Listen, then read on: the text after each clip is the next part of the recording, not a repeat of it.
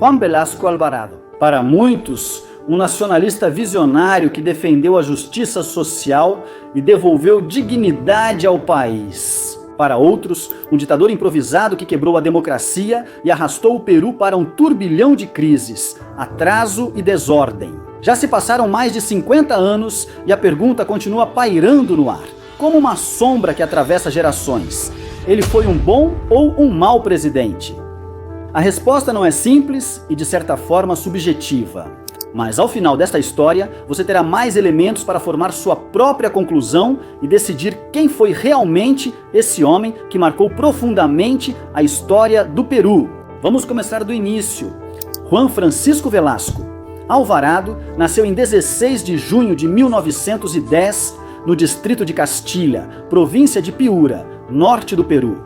Ele era filho de Manuel Velasco, um humilde assistente médico, e de Clara Luz Alvarado, uma mulher batalhadora que vendia xixa nas ruas para ajudar a sustentar um lar cheio de filhos. Ao todo eram 11. Juan era o mais velho deles e desde cedo carregou a sensação de que precisava deixar de ser mais um peso para sua família. Ele precisava abrir seu próprio caminho. Ele fez o ensino fundamental e médio em colégios nacionais de Piura e, ao concluir em 1927, decidiu seguir carreira militar. No entanto, esse não seria um caminho fácil. Para se candidatar, ele precisava ir a Lima, mas sua família não tinha dinheiro para a viagem. Isso adiou seu sonho por alguns meses, até que ele optou por um ato ousado. Ele entrou clandestinamente no navio mercante chileno Império, ancorado no porto de Paita. Sem passagem, permissão e bem escondido para não ser notado, ele cruzou o mar até a capital, decidido a perseguir um sonho que o levaria mais longe do que jamais poderia imaginar. Em 1929, entrou no exército peruano como recruta, mas seu caráter e ambição o destacaram rapidamente. No ano seguinte, foi admitido na Escola Militar de Cadetes de Chorrillos, a mais prestigiada do país, onde se formou. 4 anos depois, em 1934, com o posto de subtenente de infantaria e ainda ocupando o primeiro lugar entre os subtenentes. Aos 24 anos, Juan Velasco já não era aquele jovem de Piura que havia viajado clandestinamente em um navio, mas sim um homem com uma promissora carreira militar. Após se formar, iniciou ascensão constante e segura no exército. Apenas um ano depois, foi designado instrutor na Academia de Suboficiais, e em 1937 foi promovido ao posto de tenente. Em 1939, já era instrutor de cadetes na Escola Militar de Chorrillos, formando a nova geração de oficiais que seguiriam seus passos. Nesses anos, também conheceu Maria Consuelo Gonzalez Posada, uma jovem ativista aprista natural de Chincha, com quem compartilharia sua vida e teria 4 filhos. Eles se casaram em janeiro de 1940 e ainda nesse ano ele foi promovido a capitão, alcançando um novo patamar na carreira. Muito em breve, ele demonstraria sua coragem no campo de batalha. Durante a Guerra Peruano-Equatoriana de 1941, Velasco participou ativamente das operações militares que culminaram com a vitória do Peru. Esse triunfo não só consolidou a posição do país na fronteira norte, como também elevou consideravelmente seu prestígio dentro do exército. Sua ambição o levou a ingressar em 1944 na prestigiada Escola Superior de Guerra para aperfeiçoar seus conhecimentos em tática, estratégia e planejamento. Ao concluir seus estudos, foi nomeado oficial do Estado-Maior. Era um cargo reservado àqueles capazes de planejar e conduzir operações militares de grande escala. 5 anos depois, em 1949, e com 39 anos, alcançou o posto de tenente-coronel, confirmando uma ascensão que parecia não ter freio. No começo dos anos 50, Velasco já se destacava como um oficial de grande projeção no exército peruano. Sua disciplina e capacidade de comando o haviam transformado em um homem respeitado entre as fileiras militares. Em 1952, foi nomeado diretor da Escola Militar de Chorrillos, a mesma academia que o havia formado anos antes. A partir desse cargo, ele introduziu reformas pedagógicas profundas, modernizou regulamentos e incorporou as lições que havia deixado. A Segunda Guerra Mundial, adaptando a arte militar peruana aos novos tempos, sua ascensão continuou. Em 1955, tornou-se coronel, dirigiu a Escola de Infantaria do Exército e assumiu funções de chefe em 1955 e 1958. Nesse período, ganhou experiência em operações e na formação de tropas. Consolidou seu prestígio e destacou-se como militar de elite, respeitado e observado por seus superiores. Em 11 de fevereiro de 1959, durante o segundo governo de Manuel Prado Ugarteche, Juan Velasco Alvarado alcançou um dos marcos mais importantes de sua carreira. Foi promovido a general. No entanto, sua promoção não esteve isenta de controvérsias. O então ministro da Guerra, Alejandro Quadra, havia vetado sua promoção, mas o presidente Prado interveio pessoalmente a seu favor, desconsiderando a objeção ministerial e assinando sua nomeação. Assim, com apenas 48 anos, conseguiu se tornar general. No início dos anos 60, sua trajetória tomou um rumo internacional. Foi nomeado adido militar na Embaixada do Peru na França. Residiu em Paris e mais tarde em D.C. Em 1963, no mesmo ano em que Fernando Belaúnde Terry assumia a presidência após eleições democráticas. Em 1964, voltou ao Peru e 2 anos depois, tornou-se chefe de Estado, general de divisão do Exército, tornando-se o oficial de maior responsabilidade operacional depois do comandante-geral. Logo, alcançaria o posto mais alto da instituição militar em janeiro de 1968. Aos 57 anos, Velasco assumiu o comando-geral do Exército e, paralelamente, também foi designado presidente do Comando Conjunto das Forças Armadas, o órgão responsável por coordenar o Exército, a Marinha e a Força Aérea. Com essa dupla investidura, Velasco concentrou um poder incomum, raramente visto em um único militar. E seu nome passou a ser visto como inevitável no destino político do país. Tal acúmulo de poder despertou suspeitas no governo civil. Talvez por isso, Belaúnde evitou nomeá-lo ministro da Guerra, um cargo que tradicionalmente correspondia ao chefe do exército. Essa decisão, mais política do que militar, deixou transparecer as tensões latentes entre o presidente constitucional e Juan Velasco Alvarado, a maior autoridade do exército, cada vez mais forte, mais autônomo e mais perigoso. Mas essas diferenças não eram novas, vinham se formando há muito tempo. Fernando Belaúnde Terry havia chegado ao poder com o entusiasmo de um país que esperava reformas profundas, as mesmas que ele havia prometido durante a campanha. No entanto, seu governo logo se viu preso diante de uma forte oposição política. Ele não tinha maioria no Congresso e teve que enfrentar uma aliança inesperada e poderosa, a do Partido Aprista com os odriístas da União Nacional Odriísta, uma coalizão incomum que uniu antigos rivais com um único objetivo: bloquear o projeto reformista da Ação Popular. Essa oposição implacável, conhecida como Aliança Popular Revolucionária Americana, acabou diluindo várias das promessas que haviam alimentado a esperança popular. Lei de Reforma Agrária de 1964, projetos de infraestrutura e mudanças sociais adiadas. Como consequência, Belaúnde foi se afastando pouco a pouco daqueles setores que haviam confiado nele como artífice de um novo Peru. Para muitos militares, Belaúnde havia se rendido aos interesses da classe política e das elites econômicas. Aquele retrocesso era imperdoável. Por isso, nos escritórios do Serviço de Inteligência do Exército, um grupo de oficiais jovens, liderados pelo general Juan Velasco Alvarado, havia começado a analisar e planejar a maneira de derrubar um governo que consideravam covarde, incapaz de enfrentar os problemas estruturais e complacente demais com a penetração estrangeira que havia se tornado presidente, o primeiro presidente. Economia. No plano econômico, a situação também não ia bem. Em setembro de 1967, o governo foi obrigado a executar uma drástica desvalorização da moeda, uma medida urgente para corrigir o desequilíbrio fiscal e monetário acumulado por anos. Mas aquela decisão, concebida para estabilizar a economia, acabou se tornando um golpe muito duro para o bolso dos peruanos. O poder de compra despencou e, como se não bastasse, a alta inflação daquele mesmo ano acabou agravando ainda mais a crise. A frustração ficou evidente nas ruas. O mal-estar social crescia e se tornava cada vez mais visível. No entanto, no campo, a ferida era ainda mais profunda. Milhões de camponeses continuavam presos ao sistema dos coronéis das fazendas, submetidos a condições de exploração típicas de outra época. E eles já estavam cansados. O murmúrio de sua raiva começava a se transformar em gritos que todos podiam ouvir. Os primeiros focos guerrilheiros começavam a aparecer em várias regiões e o governo não fazia nada a respeito. Em 1968, o clima político era tenso e polarizado. Ao governo de Belaúnde restava um ano e as eleições seriam em 1969.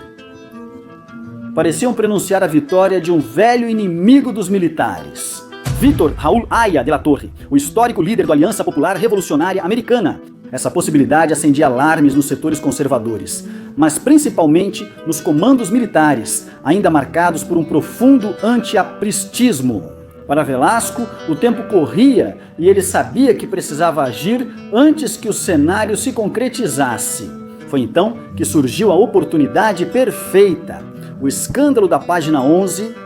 Em agosto de 1968, Belaúnde assinou com a International Petroleum Company dos Estados Unidos o Ato de Talara, acordo que dava à empresa estrangeira o controle da distribuição de petróleo, sob condições altamente vantajosas. Mas quando o governo apresentou o contrato ao Congresso, ele chegou incompleto. Faltava a página 11, que continha as cláusulas mais sensíveis, como a definição do preço do petróleo. A reação foi imediata. O país explodiu em indignação. A imprensa denunciou corrupção, entreguismo, a rendição dos recursos nacionais. Em questão de dias, o escândalo da página 11 se tornou um símbolo do descrédito do governo de Belaúnde e, para muitos, na prova irrefutável de que o Estado estava subordinado a interesses estrangeiros. Velasco e seus oficiais souberam então que o momento havia chegado. Eles tinham a desculpa perfeita para justificar a iminência do golpe de Estado e não a desperdiçaram. Na madrugada de 3 de outubro de 1968, os tanques da divisão blindada do Exército cercaram-se o palácio do governo, enquanto comandos de assalto invadiam com precisão a residência presidencial. Fernando Belaúnde já estava acordado, alertado pelos movimentos estranhos. Tentava desesperadamente se comunicar com seus ministros, mas já era tarde. Todos já estavam sob controle militar. Sabendo que tudo estava perdido, foi detido sem oferecer resistência e levado de avião para a base aérea de Talara. De lá, seria enviado ao exílio em Buenos Aires. Em questão de horas, o poder político passou para as mãos das Forças Armadas. No mesmo dia, Juan Velasco Alvarado tomou posse como presidente de fato do Peru e empossou seu gabinete constitucional. Depois, ele foi à nação para informar que seria instalado no país um governo revolucionário das Forças Armadas, que seria regido por seu próprio estatuto, ou seja, suas próprias regras. A Constituição vigente seria respeitada apenas na medida em que não interferisse nos objetivos da chamada Revolução. Estamos certos de que vamos suar para salvar o país. Nenhum de nós é movido pela ambição, declarou em cadeia nacional. Longos anos de ditadura militar acabavam de começar.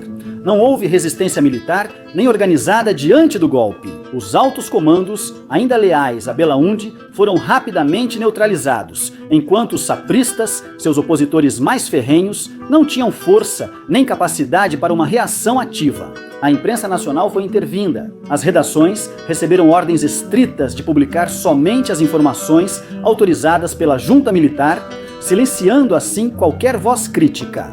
Alguns meios de comunicação televisivos também foram ocupados militarmente, interrompendo suas transmissões até garantir que obedeceriam às determinações do novo regime. Em 4 de outubro, todos os jornais peruanos tinham capas muito semelhantes. As Forças Armadas assumem o poder para salvar o país. As manchetes pediam calma e unidade nacional diante da nova situação. Velasco não perdeu tempo. Apenas 6 dias após o golpe, ele tomou sua primeira grande medida para marcar o início de seu governo. Em um comunicado televisivo, ele anunciou a expropriação da International Petroleum Company como parte da nacionalização da indústria petrolífera. Imediatamente, tropas do exército ocuparam as instalações em Piura e recuperaram o campo de La Breia e Parinhas, pondo fim ao polêmico contrato com a companhia norte-americana. Confiscaram seus bens e expulsaram seus representantes. Aquele 9 de outubro ficou oficialmente instituído como o Dia da Dignidade Nacional, uma data que foi celebrada por amplos setores da população. O governo também anunciou que não pagaria nenhuma indenização à International Petroleum Company, apresentando a medida como um ato de soberania absoluta. Anos depois, em 1974, o regime teve que negociar com os Estados Unidos e pagou 76 milhões de dólares, compensações com o objetivo de restabelecer as relações diplomáticas. Mas isso aconteceria mais tarde. Enquanto isso, Velasco cumpria seus planos com sucesso. Para administrar os recursos petrolíferos, criaria a empresa estatal Petroperú. Isso seria só o começo. Depois, ele nacionalizaria o sistema financeiro. Em 31 de dezembro de 1968, apenas 3 meses após o golpe, foi emitido um decreto que obrigava que pelo menos 75% das ações dos bancos estivessem em mãos peruanas. A estatização dos bancos havia começado. Agora era a vez da reorganização política. Velasco assumiu plenos poderes executivos e legislativos, e com essa autoridade absoluta iniciou a depuração das instituições do Estado. A Suprema Corte foi desmantelada. Todos os seus magistrados foram destituídos e substituídos por outros nomeados diretamente pelo regime. Foi criado também um Conselho Nacional de Justiça, responsável por nomear juízes e membros alinhados à Revolução. A classe política tradicional foi afastada do poder sem contemplações. Os partidos foram excluídos de toda decisão, rotulados como obstrucionistas e oligárquicos, indignos de representar o povo. Velasco nomeou um gabinete ministerial composto apenas por militares, concentrando assim todo o poder na cúpula das Forças Armadas. Dessa forma, chegou 1969, o ano do Grande Salto, o momento de cumprir aquela promessa há muito adiada e ignorada por governos anteriores. Era o Plano Central, a medida de maior alcance social que colocaria para sempre o nome de Juan Velasco Alvarado em múltiplos debates históricos. A reforma agrária.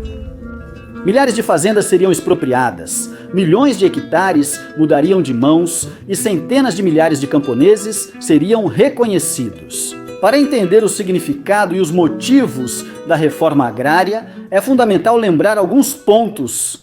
Desde o início da República, a terra no Peru ficou concentrada nas mãos de poucos. Imensas fazendas se expandiram como fortalezas silenciosas, governadas por um sistema próprio e de ordem arcaica, com claros traços do feudalismo europeu de séculos atrás. Naquele sistema, os camponeses eram tratados como servos, não eram livres, estavam presos à terra de seu patrão, e suas vidas giravam em torno dos ciclos agrícolas que ele determinava.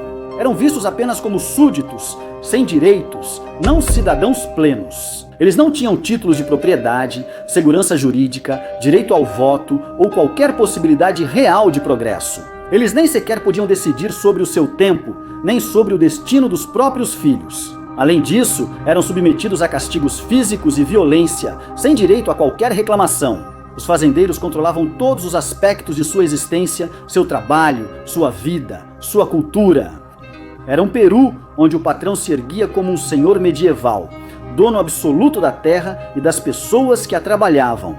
Durante décadas, aquele sistema se manteve intacto, protegido por governos controlados ou influenciados pelas oligarquias latifundiárias. A reforma agrária já havia sido colocada em pauta, até mesmo ensaiada, mas sempre sob projetos tímidos, limitados, insuficientes para pôr fim a um regime de servidão que beirava a escravidão. A história mundial já havia mostrado quais eram as consequências dessa inoperância. Em países como México, Bolívia, Cuba, Guatemala, China, Rússia ou Egito, os camponeses acabaram se levantando em revoluções sangrentas para derrubar estruturas agrárias caducas e profundamente injustas. O Peru não era exceção. A raiva camponesa começava a germinar nos vales e serras. Logo, os primeiros movimentos revolucionários começaram a surgir. As guerrilhas comunistas faziam-se sentir em várias regiões do país. E tanto o governo quanto os militares estavam plenamente conscientes disso. Velasco afirmava que seu objetivo era evitar esse desfecho e impedir o surgimento da revolução pelo caos. Assim, ele decidiu tomar o poder para executar sem demora tudo aquilo que nenhum governo anterior havia sido capaz de concretizar. Então, chegou o dia 24 de junho de 1969, uma data simbólica que até então era comemorada como o Dia do Índio. Esse nome foi substituído por outro mais digno e reivindicativo, o Dia do Camponês. Em um discurso histórico à nação, Velasco anunciou em tom solene: hoje, o governo revolucionário entregou ao país o instrumento mais vital de sua transformação, a Lei de Reforma Agrária. E com voz firme, proclamou uma frase que ficaria gravada para sempre na memória coletiva, inspirada no grito rebelde de Tupac Amaru, segundo camponês: o patrão não comerá mais da sua pobreza. A libertação do jugo dos latifundiários havia começado, e com ela, uma das transformações mais profundas e controversas da história do Peru. O Decreto-Lei número 17.716 buscava abolir o latifúndio, ou seja, por fim ao sistema de exploração agrícola em grandes extensões. Mas a ideia central não era fragmentar essas terras em parcelas individuais, e sim substituir as antigas fazendas por novas formas de organização coletiva, onde os camponeses trabalhassem a terra unidos como uma classe social organizada. Pela primeira vez na história do Peru, esses homens e mulheres seriam reconhecidos oficialmente como parte plena da sociedade, como cidadãos livres. Toda forma de servidão havia sido absolutamente proibida. Em 26 de junho, apenas 2 dias após a promulgação da lei, unidades militares armadas entraram nas fazendas, tomaram posse delas e expulsaram seus antigos proprietários. A revolução foi imediata, drástica, era irreversível. Durante os anos seguintes, mais de 9 milhões de hectares de terras foram expropriados, equivalentes a cerca de 15.800 fazendas, beneficiando aproximadamente 370 mil famílias camponesas. No entanto, muitas dessas fazendas foram prejudicadas injustamente, já que as expropriações eram aplicadas de maneira indiscriminada, sem distinguir entre aquelas propriedades que mantinham os camponeses sob condições de exploração brutal e outras, aquelas que, com uma gestão responsável, ofereciam condições dignas de trabalho, infraestrutura moderna, tecnologia agrícola, produção otimizada e experiência exportadora. Mas Velasco não fez concessões, buscava uma reforma ampla, total e sem exceções, mas com um planejamento precário, sacrificando assim unidades agrícolas produtivas e eficientes em nome da revolução. A reforma agrária de Velasco é considerada uma das mais radicais do mundo, pela magnitude e rapidez com que foi executada, e pela maneira como transformou drasticamente a ordem agrária no Peru. Mas a visão de Velasco não se limitava ao campo. Ele afirmava que ao redistribuir a terra e garantir uma renda justa aos camponeses, seria criado um mercado interno vigoroso, capaz de sustentar o processo de industrialização nacional. Aqueles que antes viviam à margem, agora teriam poder de compra e, com isso, a base industrial de consumidores se ampliaria, o mercado cresceria. No entanto, aquele cenário quase idílico com o qual sonhava Velasco esteve muito longe de se concretizar. A segunda parte do seu plano não saiu como a primeira. Sim, a reforma agrária teve um fundo emancipador e abolicionista, reivindicou o campesinato e lhe devolveu a dignidade, acabando com as relações servis, tal como havia sido projetado. Mas a segunda parte do seu plano fracassou estrondosamente. A reforma não se tornou a base de um novo modelo de prosperidade, muito pelo contrário. Os erros e limitações técnicas, financeiras e institucionais acabaram transformando as boas intenções em uma crise profunda. O tema é complexo e abrange múltiplas variáveis, mas vou tentar explicar a seguir. Para gerir a reforma, Velasco impôs um modelo de propriedade coletiva e gestão associativa. Para isso, criou 2 tipos de empresas agrárias. Na costa, predominaram as CAPs, cooperativas agrícolas de produção, onde ex-trabalhadores das fazendas tornaram-se sócios e passaram a gerir a produção coletivamente. Na Serra, atuavam as sociedades agrícolas de interesse social, que integravam os trabalhadores, junto às comunidades camponesas vizinhas, buscando uma estrutura mais inclusiva e solidária. Além disso, foi fundada a Confederação Nacional Agrária, destinada a representar os camponeses beneficiados e associados pela reforma. Seu objetivo era ser a voz do campesinato e apoiar o modelo cooperativo impulsionado pelo Estado. Junto com ela, nasceu o Sistema Nacional de Apoio à Mobilização Social.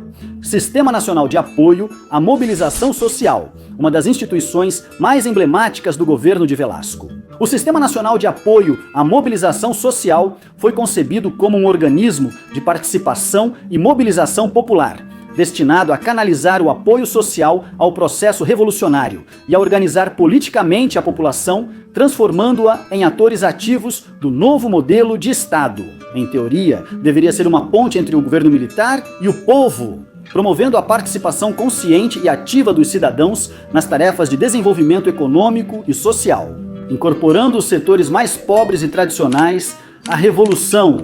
Mas na prática, o poder jamais chegou a se descentralizar.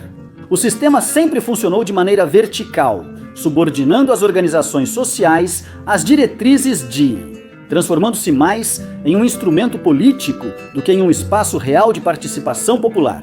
Assim, pouco a pouco foi perdendo credibilidade e eficiência. As intenções pareciam ser boas, os planos faziam sentido no papel, mas na prática sua aplicação foi extremamente deficiente. A maioria dos camponeses não tinha experiência administrativa, contábil e comercial.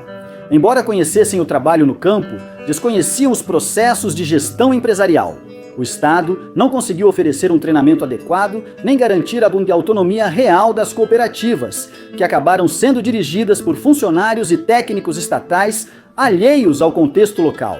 Com o tempo, as decisões ficaram concentradas no aparato burocrático, não nos camponeses. Mas os campos expropriados eram demais. A magnitude da reforma superou em muito a capacidade do Estado, então nunca chegou a se consolidar um modelo produtivo eficiente, nem um sistema de autogestão sustentável.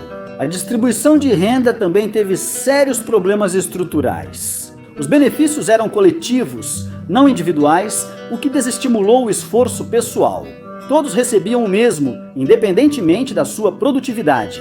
A isso se somou a falta de cultura empresarial e de poupança. Os lucros não eram reinvestidos e as máquinas agrícolas logo começaram a se deteriorar por falta de manutenção. A produção caiu drasticamente e muitas CAPs da costa acabaram endividadas e dependentes do crédito estatal. Na Serra, a situação foi mais complexa. As sociedades agrícolas de interesse social, controladas por diretorias distantes e burocratas, davam aos camponeses pagamentos simbólicos ou bônus em produtos. Mas as terras não eram de propriedade deles, pertenciam ao Estado ou à empresa cooperativa. Isso gerou frustração e descontentamento nas comunidades indígenas que não se sentiam realmente donas do seu destino nem das terras que trabalhavam. Com o tempo, as cooperativas se tornaram estruturas ineficientes, marcadas por conflitos internos, pouca organização e uma alarmante falta de incentivos para melhorar a produção. No final da década de 70, a maioria dessas cooperativas estava falida ou endividada. Anos depois, após a queda de Velasco, em 1975, o governo de Morales Bermúdez e depois de Fernando Belaúnde. Muitas dessas terras foram parceladas e distribuídas individualmente, dissolvendo definitivamente o modelo coletivo. O setor agrícola peruano ficou fragmentado, com milhares de pequenas propriedades sem capital ou tecnologia e um campesinato que, mesmo liberto, permaneceu pobre e pouco competitivo por décadas. Em síntese, a reforma agrária de Velasco transformou de maneira radical a estrutura social do campo, abolindo o antigo e abusivo regime latifundiário e resgatando milhares de famílias que durante séculos viveram sob formas de servidão e maus tratos. Foi uma medida há muito reivindicada por gerações, à qual Velasco atendeu com decisão e imediatismo. Porém, ele não previu a dimensão do processo. Superaria em muito a capacidade técnica e institucional do Estado. Faltou capital, assistência e capacitação a muitas cooperativas. Isso, entre muitos outros fatores, provocou um golpe duríssimo na indústria agrícola do país. Centenas de milhares de hectares tiveram queda na produção e o campo começou a sentir os efeitos. A isso se somou o endividamento estatal decorrente do pagamento de indenizações por meio de títulos agrários e a descapitalização progressiva do setor rural. Em consequência, pode-se dizer que a reforma agrária foi, ao mesmo tempo, um avanço em justiça social, mas também um retrocesso em eficiência econômica. Ainda assim, foi uma transformação inevitável, uma mudança que o país precisava com urgência, mas que foi executada sem a preparação técnica nem o planejamento integral que uma revolução dessa magnitude exigia. O governo militar de Velasco queria ir além. Sua revolução não visava só transformar o campo. Também pretendia romper as correntes da dependência econômica que mantinham o Peru subordinado a interesses estrangeiros. Velasco estava decidido a recuperar a soberania sobre os recursos nacionais e devolver ao Estado o controle de suas riquezas. O início foi o petróleo. A expropriação da International Petroleum Company marcou o início de uma onda de nacionalizações em setores estratégicos. Muito em breve, o olhar do regime se voltou para as ferrovias, administradas desde o final do século XIX pela companhia britânica Peruvian Corporation. Em 2 de abril de 1971, o governo decidiu expropriar todas as linhas férreas do país e criar a Empresa Nacional de Ferrovias, a Empresa Nacional de Ferrovias do Peru, para administrar e manter todas as rotas ferroviárias que conectavam a serra à costa. A mineração teve um destino parecido. Assim surgiu a Minero Peru, encarregada de explorar e desenvolver os recursos minerais do país sob controle estatal. Pouco depois, a Lei Geral de Mineração consolidou esse princípio, decretando que todos os depósitos minerais pertenciam à nação. O mesmo aconteceu na pesca, em meio ao auge de um boom pesqueiro sem precedentes que havia transformado o Peru no maior produtor mundial de farinha de peixe. Era o sonho de um Peru emancipado, um país que já não se curvava diante de potências estrangeiras, mas que tomava em suas próprias mãos o destino de seus recursos. Os símbolos do poder econômico estavam mudando de dono, e por um breve instante pareceu possível construir uma economia soberana, concebida, administrada e defendida por e para peruanos. No entanto, por trás desse impulso patriótico pulsava uma verdade muito mais complexa. O Estado não tinha essa experiência, nem a técnica, nem a estrutura necessária para sustentar um projeto tão grande. As empresas públicas cresceram rapidamente, porém sem bases sólidas. Era como erguer um edifício sobre um terreno frágil, e quanto mais alto ele ficava, mais evidente se tornava a sua instabilidade. Isso só seria descoberto depois. Naquele momento, Velasco sentia que tudo seguia como planejado e não queria perder tempo. Seu próximo objetivo era transformar a base produtiva do país, dando a ela uma nova estrutura econômica. Para isso, promulgou a Lei Geral das Indústrias, eixo central da chamada Reforma Industrial. Essa norma trouxe ao país o novo conceito de comunidade industrial, um sistema que obrigava as empresas a compartilhar parte de seus lucros com os trabalhadores, que com o tempo podiam adquirir ações e participar da gestão. Era a utopia de um capitalismo com rosto operário, onde o trabalhador deixava de ser apenas força de trabalho para se tornar também sócio dos frutos do esforço coletivo. Paralelamente, o Estado ampliava seu controle sobre setores estratégicos como a siderurgia, a petroquímica, a mineração de cobre e de ferro, buscando consolidar um modelo de capitalismo de Estado que garantisse a tão desejada independência econômica. No entanto, isso também fracassou. A realidade acabou corroendo o ideal. As empresas públicas tornaram-se ineficientes, caras e vulneráveis à corrupção, enquanto o setor privado recuava, temeroso dessas intervenções. A isso se somou a crise econômica internacional dos anos 70 e o crescente endividamento, o que rapidamente freou o impulso daquela sonhada revolução industrial. Enquanto tudo isso acontecia, Velasco decidiu ampliar o aparato estatal, criando uma rede de novos ministérios especializados, como o da Pesca, Energia e Minas, Indústria, Turismo, Habitação e Construção, Alimentação e Integração, entre outros. O objetivo era fortalecer o controle e o planejamento econômico nacional. Essas instituições deram ao Estado uma presença inédita em todos os setores produtivos, mas também concentraram o poder nas mãos de oficiais militares, tirando a autonomia técnica da gestão pública. A lógica castrense se impôs sobre a administração civil, tornando a burocracia mais rígida, hierárquica e, com o tempo, menos eficiente. No plano internacional, o Peru de Velasco adotou uma política externa desafiadora e independente, sob a condução do chanceler Edgar do Mercado.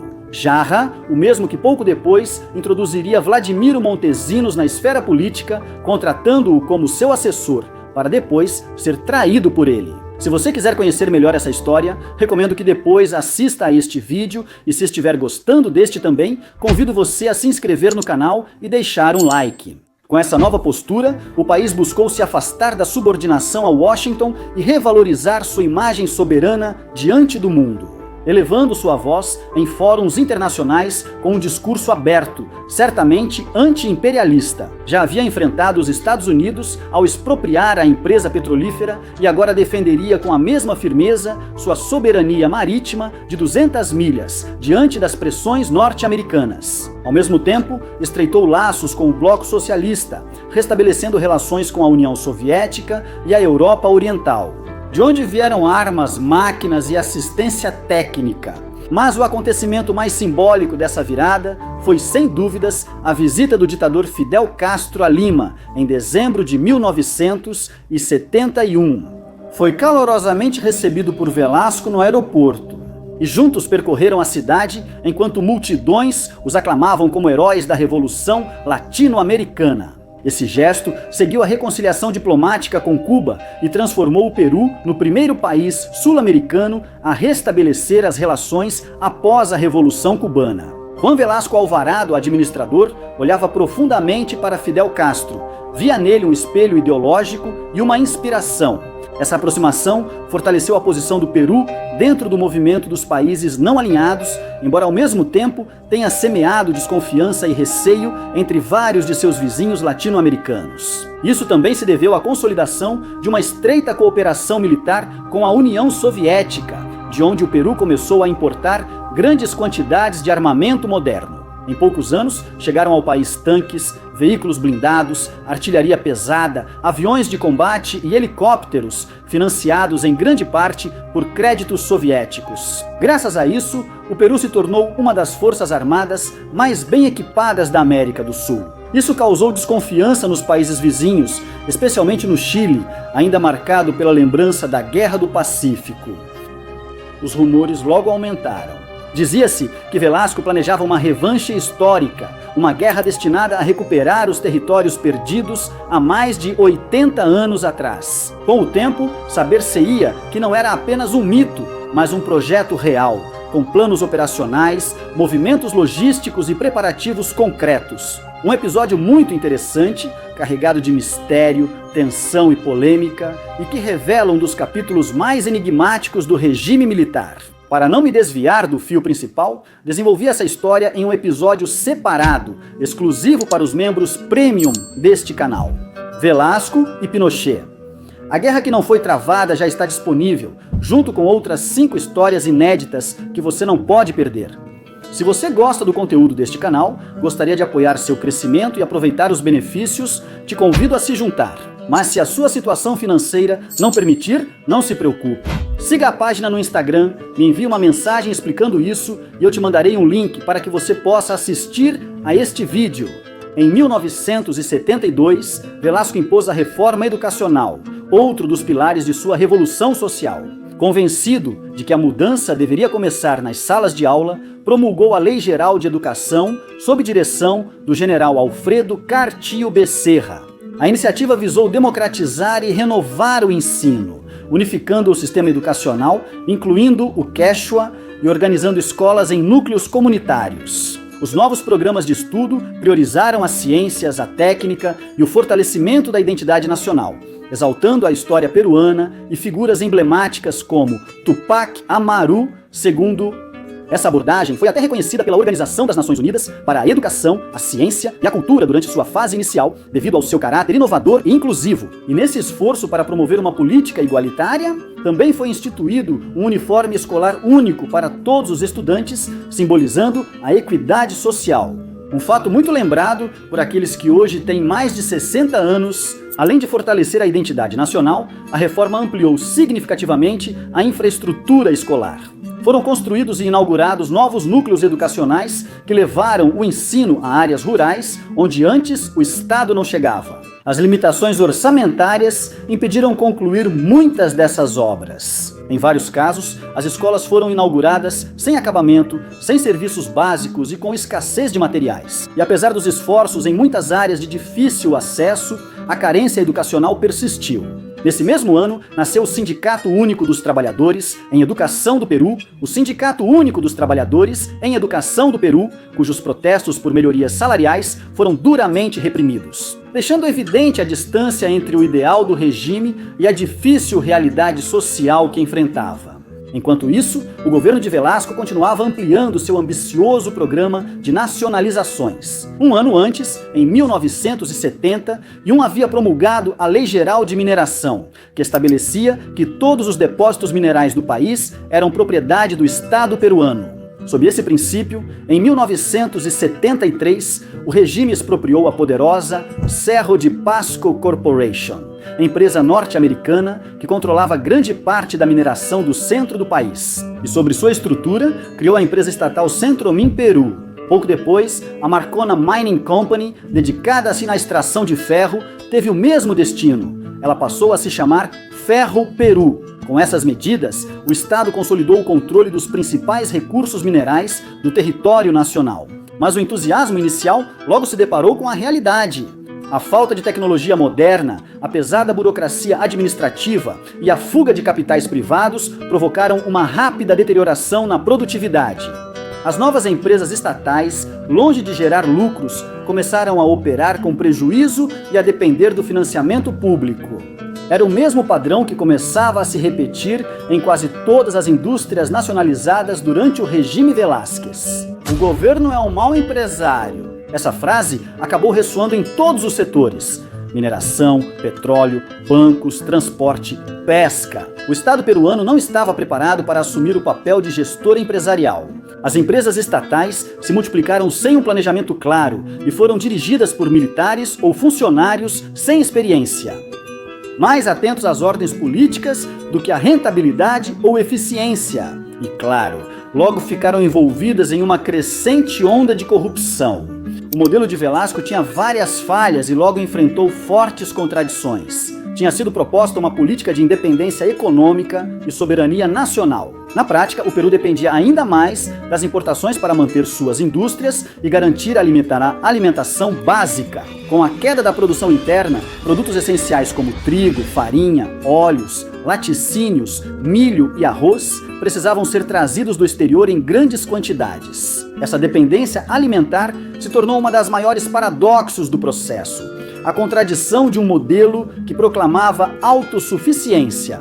Os alertas da crise econômica foram acionados em 1973. A inflação subia sem controle, o déficit fiscal aumentava e as receitas com exportações começavam a despencar. A isso se somou uma crescente conflitualidade. As greves eram legalmente restritas.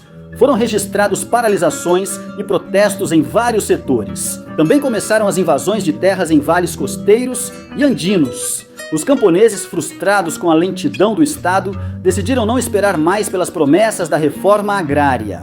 Comunidades inteiras ocuparam terras que consideravam suas, tomando parte das fazendas expropriadas à força, cansadas da administração distante, burocrática e corrupta. Aquele 1973 seria um ano particularmente difícil para Velasco, não só pela crise do seu governo, mas também pelo início da sua própria decadência física. Em fevereiro, ele apresentou os primeiros sintomas de aneurisma arterial na perna direita. Ele foi operado de emergência, mas a complicação se mostrou mais grave do que o esperado. Os problemas circulatórios resultaram em uma gangrena, a morte progressiva do tecido. Em 10 de março de 1973, os médicos tomaram uma decisão inevitável: amputar sua perna direita acima do joelho para salvar sua vida. Velasco sobreviveu e voltou ao trabalho, apesar de várias limitações físicas. Desde então, sua saúde piorou rapidamente e ele não viveria por muitos anos. Apesar de tudo, Velasco manteve suas reformas e em 27 de julho de 1974 tomou uma das decisões mais controversas de seu governo: confiscar toda a imprensa escrita independente. Desde o início do regime, rádios e TVs foram censuradas ou intervencionadas, mas os principais jornais, como El Comércio, La Prensa, Correo Hoje, Última Hora, entre outros, continuavam sendo um espaço crítico. Denunciando corrupção e erros do governo, Velasco acusou-os de servir à oligarquia e conspirar contra a revolução.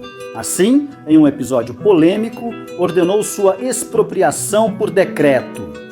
O decreto-lei silenciando a voz opositora da imprensa foi uma medida sem precedentes na história peruana e um golpe direto à liberdade de expressão. A partir de então, todos os meios de comunicação ficaram sob o controle do governo revolucionário, marcando a ruptura definitiva, com a classe média instruída que via na liberdade de imprensa um dos últimos bastiões da democracia.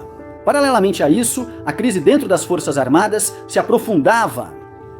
A unidade militar que apoiava Velasco fez o regime começar a se fragmentar. A Marinha se mostrou abertamente em desacordo com Velasco e logo setores do Exército e da Força Aérea se juntaram a ela. Isso fez com que o presidente se isolasse em um círculo cada vez mais restrito, perdendo aos poucos o controle sobre a máquina do poder. Em 1975, o Estado peruano estava à beira da falência.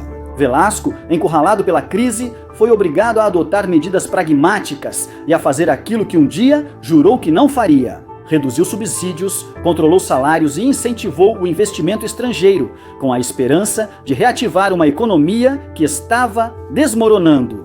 Isolado e sem acesso a créditos internacionais devido ao bloqueio imposto pelos Estados Unidos, Velasco acabou cedendo em um de seus princípios mais firmes e concordou em indenizar as empresas expropriadas. Para a esquerda, isso significou render-se ao imperialismo que ele prometera derrotar. Isso acelerou os planos conspiratórios nas Forças Armadas. O general Francisco Morales Bermúdez, então presidente do Conselho de Ministros e ministro da Guerra, que antes também havia sido ministro da Economia, de Velasco, emergiu como líder dos setores institucionalistas que buscavam pôr fim ao rumo radical do regime. Respeitado dentro do Exército, Morales Bermúdez havia construído alianças discretas com altos comandantes durante meses, esperando o momento oportuno. Em 29 de agosto de 1970, da guarnição militar de Tacna, ele se pronunciou contra Velasco e liderou um golpe institucional. As juntas militares de todo o seu país logo apoiaram, isolando o presidente, doente e sem forças para resistir. O general foi informado do levante e aceitou sua destituição, sem oferecer resistência. Assim caiu o governo de Juan Velasco Alvarado, após quase 7 anos no poder, com um golpe palaciano sem derramamento de sangue, que pôs fim à fase mais radical da chamada Revolução Peruana, dando início a uma etapa mais moderada e conservadora do regime militar. Nos anos seguintes, o novo governo desmantelou progressivamente as reformas de Velasco e preparou o caminho para uma transição democrática que culminaria com as eleições de 1980. Um ano após o golpe, em 1976, Velasco sofreu um derrame cerebral que o deixou parcialmente paralisado do lado direito. Ele foi submetido a várias cirurgias, inclusive nos Estados Unidos, devido a complicações vasculares no abdômen. No entanto, sua saúde se deteriorou rapidamente e, em 24 de dezembro de 1977, aos 67 anos de idade, faleceu vítima de múltiplas complicações, entre elas uma grave septicemia. Esta foi a história de Juan Velasco Alvarado, o homem que prometeu transformar o Peru para sempre e que, de certa forma, conseguiu. Seu governo nacionalista deixou marca profunda e divisiva. Para alguns, foi um justiceiro social que enfrentou a oligarquia. Para outros, um autoritário que arruinou o país por uma utopia. Gostaria de saber o que você acha e ler sua análise ou conclusão nos comentários. E se você gostou dessa história, te convido a se inscrever e deixar um like. Nos vemos no próximo. Tchau!